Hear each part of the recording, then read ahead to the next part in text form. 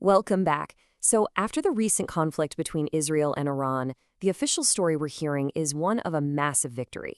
But if you start to dig into the data and listen to what's being said inside Israel, a totally different picture emerges. It looks like we're seeing a huge strategic pivot away from Iran and towards a new and honestly, maybe a much more dangerous enemy. Okay, so here's how we're going to break this all down. First, we'll look at the two completely different stories about who actually won. Then we'll get into the hard numbers on Israel's defense systems. After that, we'll unpack the domestic politics that are really driving the whole strategy. And finally, we'll get to the most startling part, this shift in focus towards new enemies and an attempt to completely rewire regional alliances.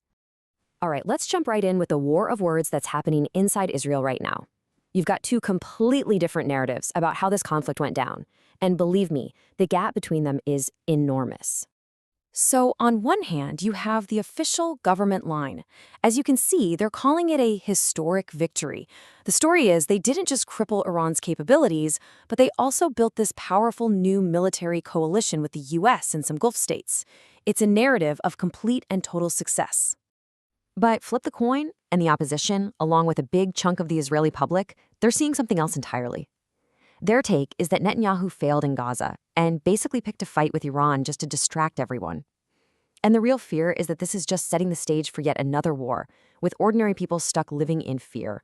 Now, this is where it gets really interesting, because when you look at the actual data, it starts to poke some serious holes in that official story about an invincible defense shield. The numbers, well, they tell a very different story. Which leads us to the million-dollar question, right? We hear all the time about Israel's amazing multi-layered missile defense, but how did it actually hold up when it was under constant fire for over a month? And wow, the numbers here are pretty stark. At the beginning of the conflict, the interception rate was a solid 95%. Pretty impressive. But look at the end of the conflict. That number dropped all the way down to 73%. So what happened? Well, sources suggest that their advanced aero interceptors were running low, and they had to fall back on less effective systems. So think about it. A 73% success rate sounds okay, but that means more than a quarter of the missiles got through. Over the course of the conflict, that added up to 77 Iranian missiles hitting their targets. And a lot of these weren't just simple warheads. They were cluster munitions designed to spread damage over a huge area.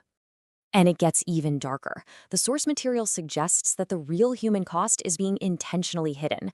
We're talking about thousands of injuries being written off as people hurting themselves while running to shelters, or the deaths of foreign fighters, so-called lone soldiers, just not being reported. There are even allegations of deaths being relabeled as traffic accidents, making it almost impossible to know the real toll. Okay, let's shift gears a bit and look at how the political climate inside Israel is really the engine driving all of these decisions and these narratives. This chart just lays it all out. You've got 72% of the Israeli public identifying as right-wing or center-right. That means there's an overwhelming demand for security through strength, through military action, not through diplomacy. The political left, which used to be a major force, it's shrunk to almost nothing. But here's the twist.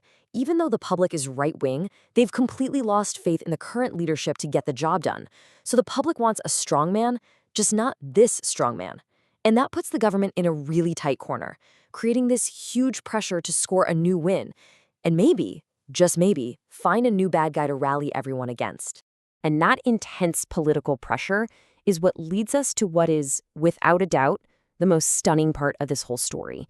A deliberate, calculated pivot away from Iran and towards a brand new enemy. The analysis here suggests that to shift the focus from what was seen as a failure against Shia Iran, the new targets are two major Sunni nations, Turkey and Qatar. That whole Sunni world united against Shia Iran idea, it's being thrown right out the window. And how do you get your people on board with such a radical shift? Well, you use a time-tested strategy, demonization. The goal is to repaint these countries, and remember, one of them is a NATO ally, as an immediate existential threat. You have to build a case for a future conflict. So, the public campaign begins by linking both Turkey and Qatar to the Muslim Brotherhood. But the real bombshell accusation is aimed at Turkey. The claim is that Turkey, a NATO member, is using its own military forces in Syria to arm Hezbollah. Now let that sink in. That's accusing a treaty ally of the United States of actively sponsoring terror against Israel. So if you're going to change your number one enemy, you've got to ask, what does that do to all your alliances in the region? Well, according to this analysis, the plan is to completely rebuild the Abraham Accords. What was originally sold as a deal about peace and economics is now supposed to become a full-blown military alliance, one that's aimed directly at other Sunni countries, like Turkey and Qatar. But, there's a big difference between the vision and the reality. The original idea was this big sextet alliance with the US, France, and a bunch of Gulf states. Now, though, even pro-government sources in Israel are calling any further cooperation with the Gulf a dead end, with only the UAE apparently still all in as a security partner. And that leaves us with one final and pretty chilling thought. This isn't just about switching targets on a map. This is about redrawing the battle lines of the entire region, potentially putting Israel on a direct collision course with a member of NATO. And when a government's political survival seems to depend on creating new enemies, you have to wonder, who's going to end up paying the price?